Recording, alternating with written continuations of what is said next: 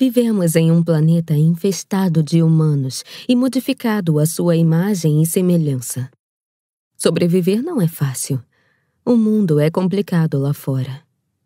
Mas quando as coisas ficam difíceis, é preciso ser corajoso. Nunca houve tantos humanos, nem tantos gatos.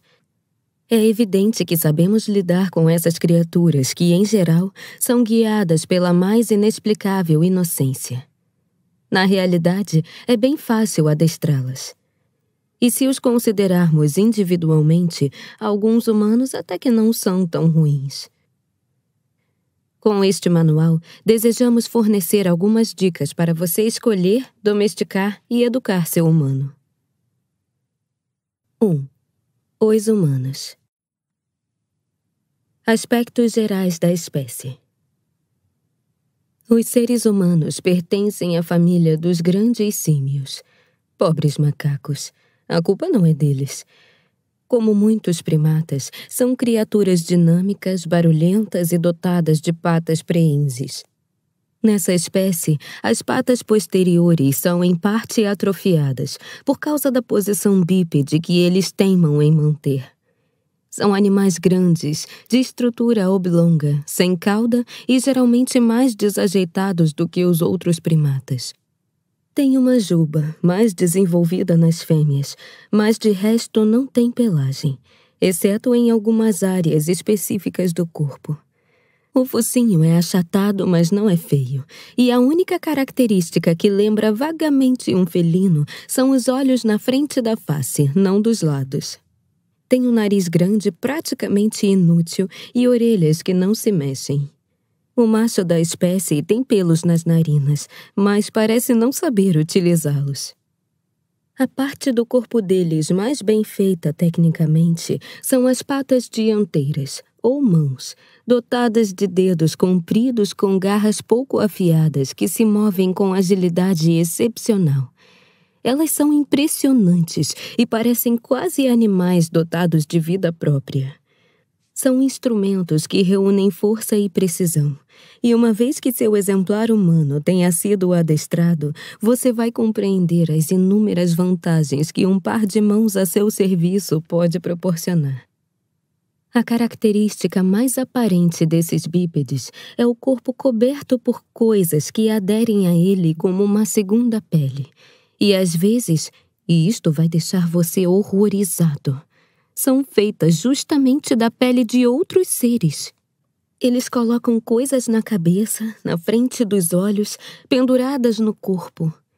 Em certas ocasiões, algumas fêmeas metem as patas traseiras em objetos que dificultam até os mais curtos deslocamentos, e quando saem da toca, carregam tantas quinquilharias que precisam usar recipientes específicos, chamados de bolsas. Como você pode imaginar, os humanos são tão desajeitados que não conseguem tirar proveito de todos esses penduricalhos que os embrulham e os deixam pesados. Vamos chamar essa obsessão pelas coisas de coisite. A coisite tem um espaço enorme na vida dessas criaturas, e voltaremos a esse assunto posteriormente. Embora a aparência deles nos cause bastante estranheza, os humanos não devem ser subestimados. Podem ser incrivelmente inteligentes, e não temos vergonha de admitir que muitas de suas habilidades ainda são um mistério. Eles são capazes de modificar o território e criar fenômenos inexplicáveis, como fogo, luz, atum enlatado e outras maravilhas. Os humanos se comunicam com o corpo, assim como todos os animais, mas, como os pássaros, também se comunicam verbalmente, de modo obsessivo e constante. Foi observado que os dois níveis de comunicação, corporal e vocal, podem até representar intenções completamente opostas. Por exemplo, eles podem se cumprimentar com palavras calorosas e afetuosas, ainda que o corpo expresse aborrecimento e hostilidade. Do mesmo modo, podem bajular você prometendo comida quando seu verdadeiro objetivo é capturá-lo e trancá-lo na caixa de transporte. também conhecida como prisão móvel para deportação. É preciso ter sempre em mente essa hipocrisia tão característica da espécie. Como ela não faz parte da natureza dos felinos, você correrá o risco de ser pego de surpresa a todo momento, como se fosse a primeira vez. Os humanos são animais sociais e, na maioria das vezes, vivem em grupos familiares. Quando os filhotes alcançam a maioridade sexual, às vezes deixam o núcleo de origem e podem se reunir em pequenos bandos que compartilham a mesma toca. Com o passar dos anos, eles tendem a buscar uma companhia da mesma espécie e a formar uma família, mas nem sempre isso acontece.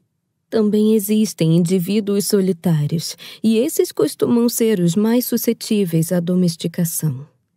Alguns exemplares passam a maior parte da vida nas tocas, que são grandes, confortáveis e muito desejáveis.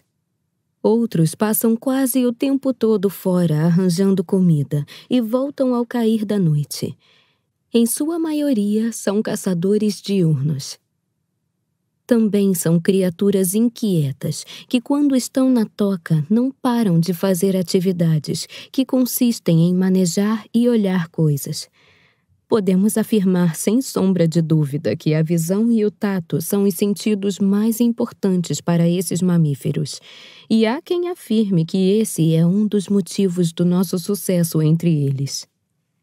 De acordo com algumas teorias, utensílios e ferramentas serviam originalmente para facilitar a vida dos humanos.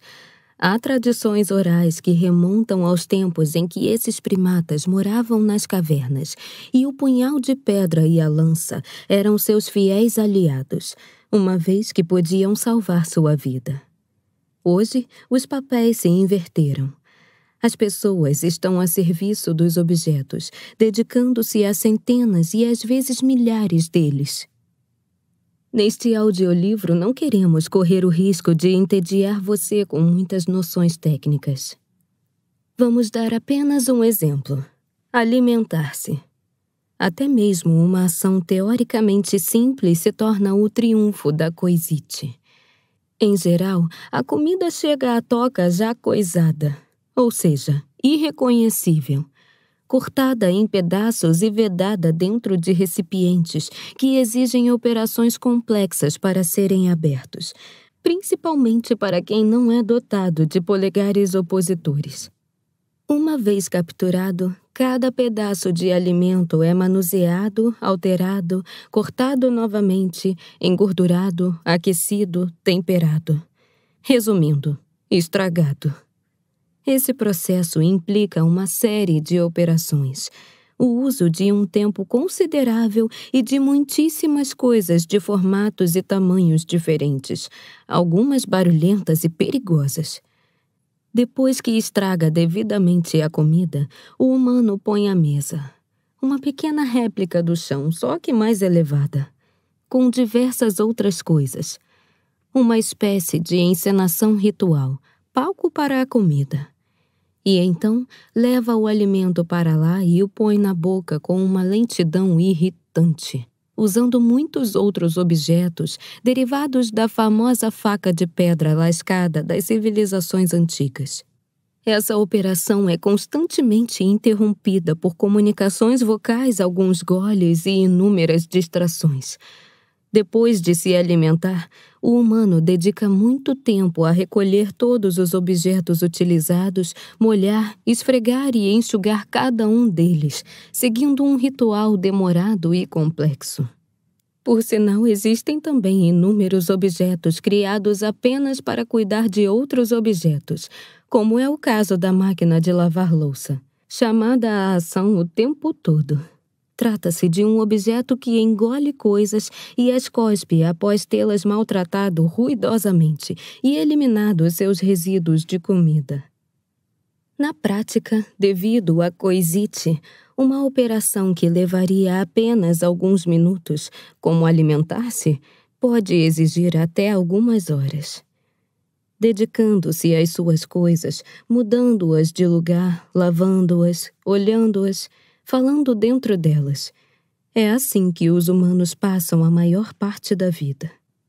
Talvez, por ela ser muito longa, eles não saibam bem o que fazer. Quem sabe o sentido da coisite seja justamente esse. É impossível negar que a espécie humana é a mais nociva e perigosa para o planeta. Não apenas devido à quantidade exorbitante de indivíduos, mas também porque eles tornam praticamente qualquer lugar inabitável para as outras espécies. Por isso, é uma conquista e tanto obtermos um espaço de sobrevivência, que em geral fica dentro das tocas. Só assim continuaremos existindo em um mundo dominado pelos humanos. Alguns defendem que, por mais que possamos querer o bem deles e até mesmo nos afeiçoar a um ou outro representante da espécie, devemos lembrar que os humanos não deixam de ser animais selvagens e, portanto, são imprevisíveis e potencialmente perigosos. Porém, se bem adestrado, o humano certo pode ser um companheiro carinhoso e fiel, merecedor da nossa confiança, desde que não ande perto demais das nossas patas.